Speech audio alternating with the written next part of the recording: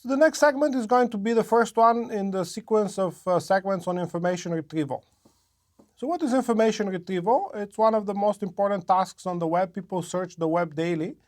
And as far as our class is concerned, natural language processing is very useful in a variety of information retrieval tasks.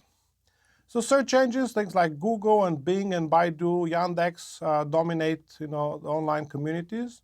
People send billions of queries every day. Information retrieval is about building search engines and improving them and analyzing their results. So here's some examples. Yahoo Search is a very common search engine. Here we have a query, the word Ebola, and then we have a list of documents that are returned by the system.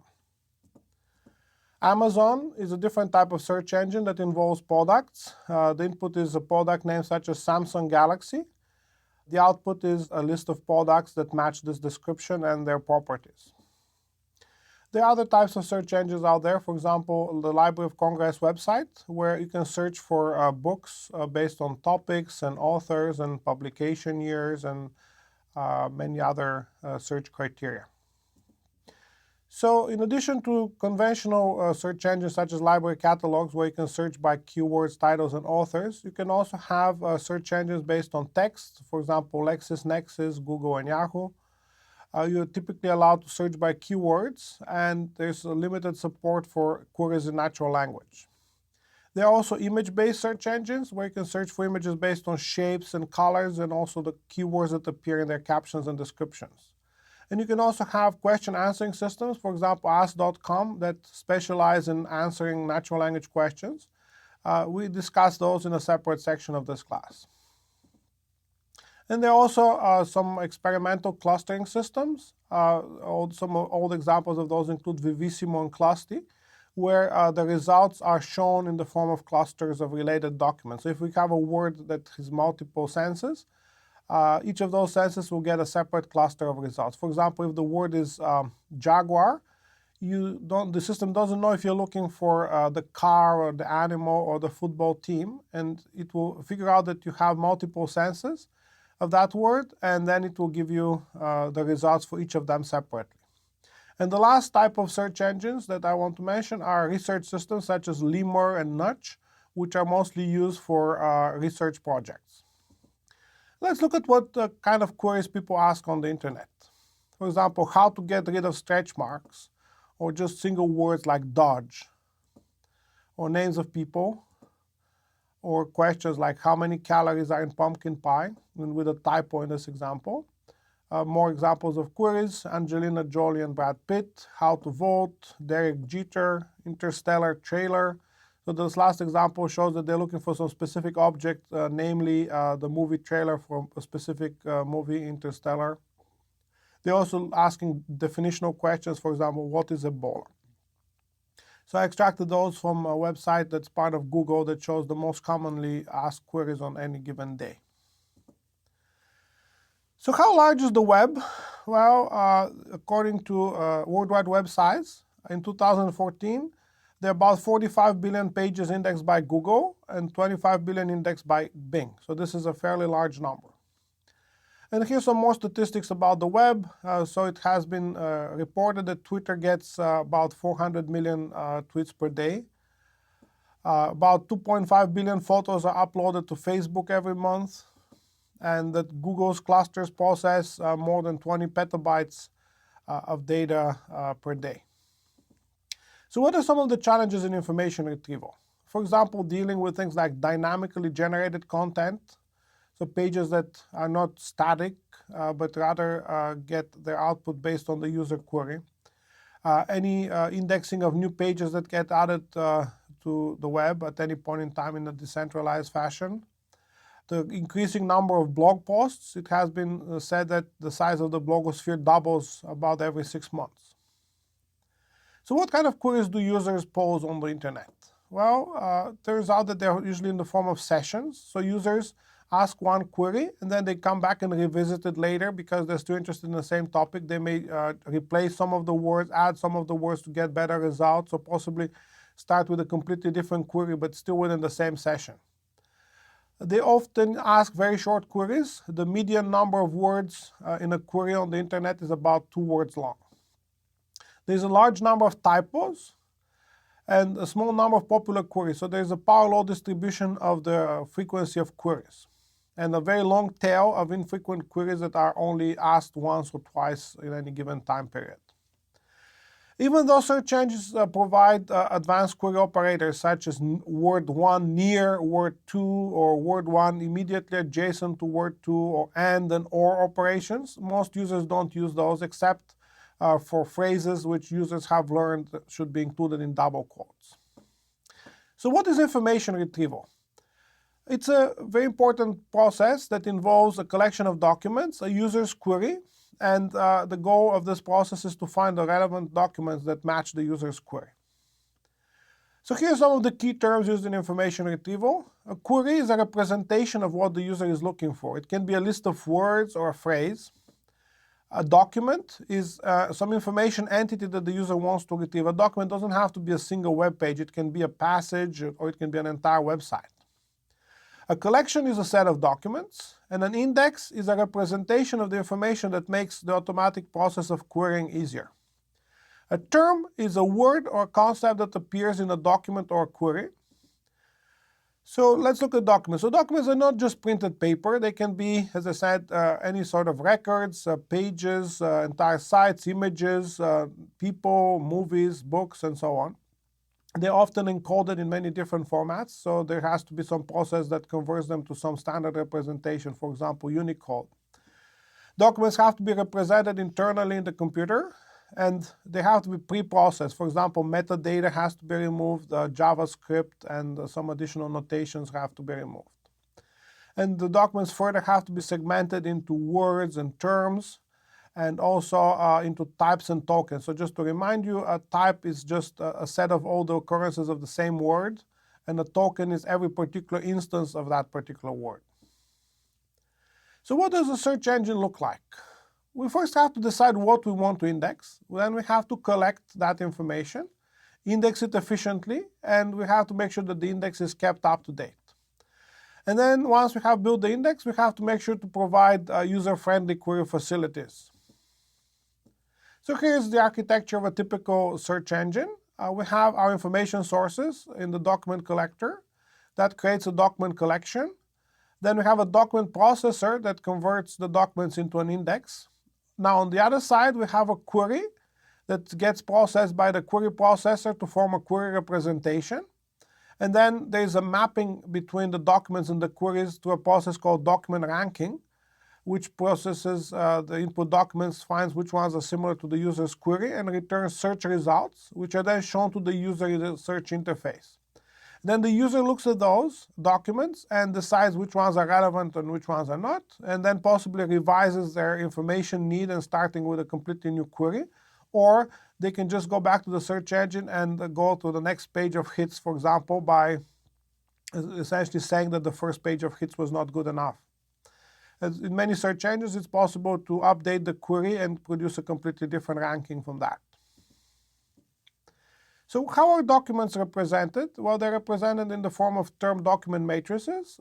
So we have M terms and N documents. Or they can also be represented in document matrices. So this is a matrix of N documents by N documents, which represents how similar the two documents are. So in a medium-sized collection, we would have something like N equals 3 million documents and M equals 50,000 terms. So if you multiply those two numbers together, you get the size of a typical term document matrix for a medium-sized collection. In the case of the web, however, you get something much bigger. As we said, there may be as many as 30 billion documents on the web, and the size of the vocabulary or the size of the number of different terms that we want to index may be 1 million and above. So you can see that this is an enormously large matrix that cannot be stored on most computers. So we have to figure out some other ways to represent this information. One other thing is that we can store inside this matrix either Boolean values or integer values. So Boolean values just say that a specific term appears in that particular document, whereas an integer value represents the number of times that this term appears in that document. So how do we store data for information retrieval purposes? Let's go back to our example with 3 million documents and 50,000 words in the vocabulary. So how large do you think the term document matrix is going to be in this example? Is there any way to do better than that? So instead of having this large number of cells, is there any heuristic that we can use to simplify the amount of storage that is necessary? Well, it turns out that there is such a technique. It's called the inverted index. So instead of an incidence vector, which tells us which documents contain a particular word, we have something called the posting table. So posting table just tells us that for any given word, we store only the list of documents where that word appears. So instead of having, let's say, 3 million values, most of which are 0, we just keep the ones that are non-zero. So Vermont may appear in document 1, document 2, and document 6. And Massachusetts may appear in documents 1, 5, 6, and 7. So we can also use linked lists so that we can insert new document postings in order to keep the list sorted. And we can also use the linked list to remove existing postings. So for example, in the example above, if document 5 no longer contains the word Massachusetts, we can immediately delete D5 from the sorted linked list and just keep D1, D6, and D7. So this kind of inverted index can be very easily used to compute document frequency. And one hint is that if you keep everything sorted, you're going to have a logarithmic improvement in access. So you can find whether a certain element is in the list in logarithmic time. So what are some of the basic operations that we can perform on inverted indexes? The first one is conjunction. What does that mean? We have two words, and we want to find which documents include both of those words. It turns out that there's a very simple algorithm for this. We can iteratively merge the two posting lists by going left to right in increasing order. And the complexity of this is on the order of x plus y, which is the sum of the lengths of the two postings. The algorithm for disjunction is very similar. Just to remind you, disjunction would be finding all the documents that contain one or the other of the words. Negation is a little bit more difficult because we have to deal with the documents that don't contain the word, and there can be a lot more of those than the ones that contain it. So for example, if our query is Vermont and not Massachusetts, or Massachusetts or not Vermont.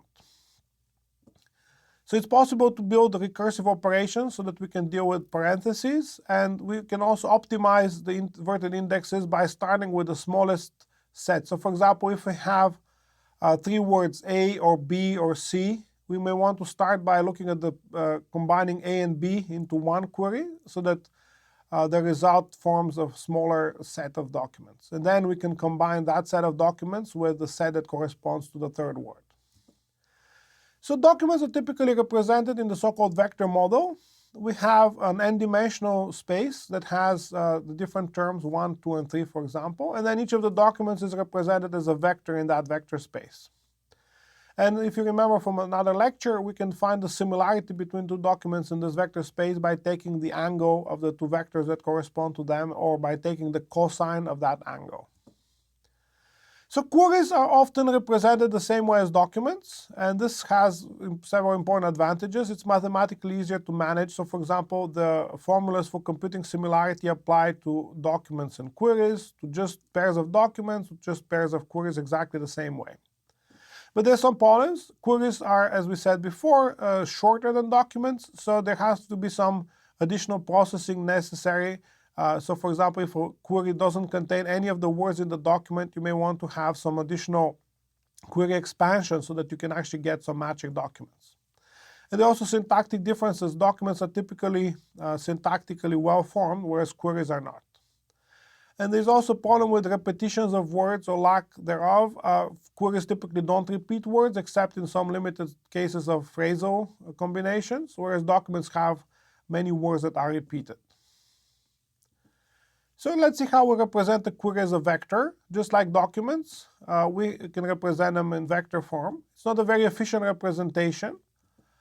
And this is what it looks like. We have the 10 words, for example, in the document, and labeled W1 to W10. And then we also have the counts of those words numbered C1 to C10. So what's the matching process? We have a document space of all the documents. And we want to find whether a document is similar to a query or whether two documents are similar. So this can be done using several different metrics. Some of them are based on distances and some are based on similarity. So one important thing to realize here is that in the case of distances, larger distances means less similar, whereas large similarity means more similar. So some of those are Euclidean distance. Euclidean distance is just the straight line distance between 2 points in the vector space. The Manhattan distance is also very commonly used. It just tells you how many steps you have to take in each dimension to get from one point to another. So for example, you can go 2 steps in direction of the first term, 3 steps in the direction of the second term, and that gives you a Manhattan distance of 5, whereas the equivalent Euclidean distance would be the square root of 2 squared plus 5 squared. A word overlap is just the number of words that the two documents have in common, and the Jacquard coefficient is a normalized version of word overlap. Okay, so let's look at some specific examples of similarity measures. The most commonly used one is the cosine measure, which is just the normalized dot product. Let's see how it is computed.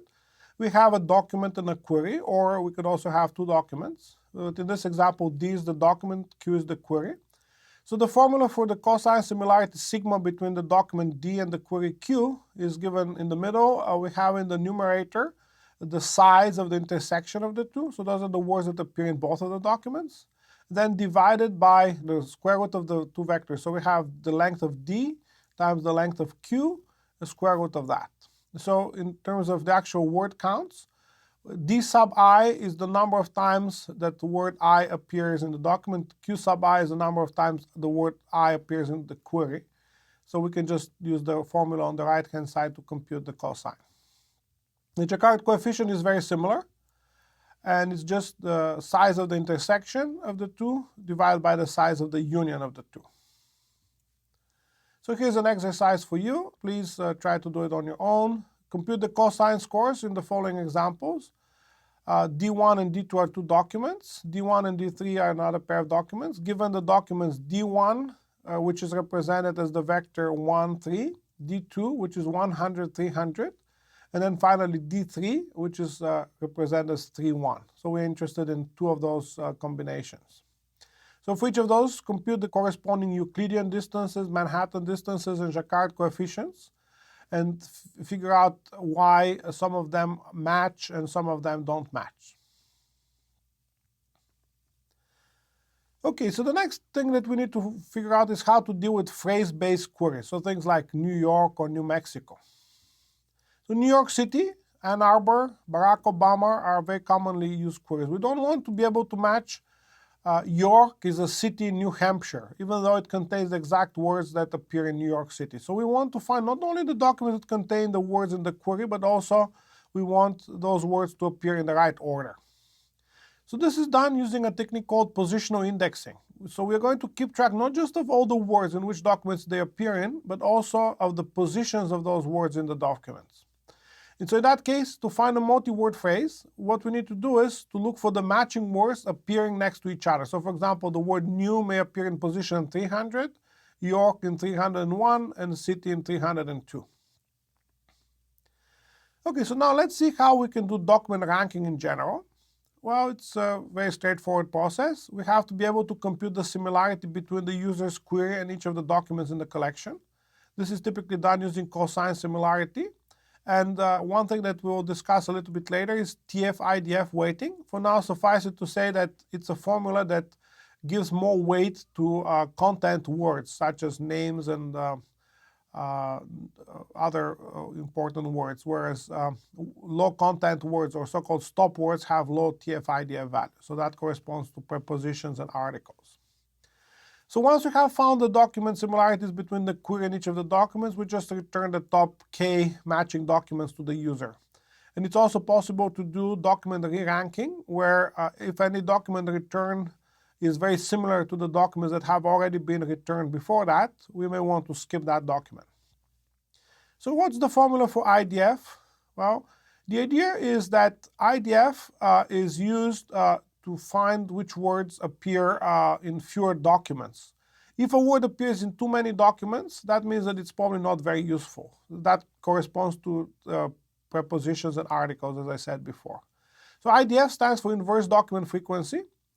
So we want to have a metric that is higher when the word appears in many more documents. So if n is the number of documents in the collection, d sub k is the number of documents that contain the term k, f sub ik is the absolute frequency of term k in document I, and w sub ik is the weight of term k in document I. So that is how many times it appears.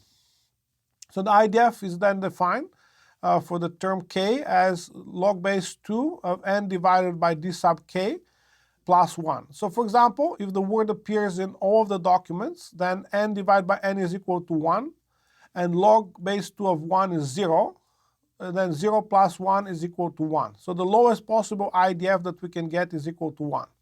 If, on the other hand, a certain word appears in only a small fraction of documents, for example, 1 in 10,000, that means that n divided by d sub k is going to be 10,000, and the logarithm of that is going to be equal to 4. Base 10 or about 12 base 2. So the IDF in this example is going to be about 13. So we're now going to continue with a new segment on information retrieval.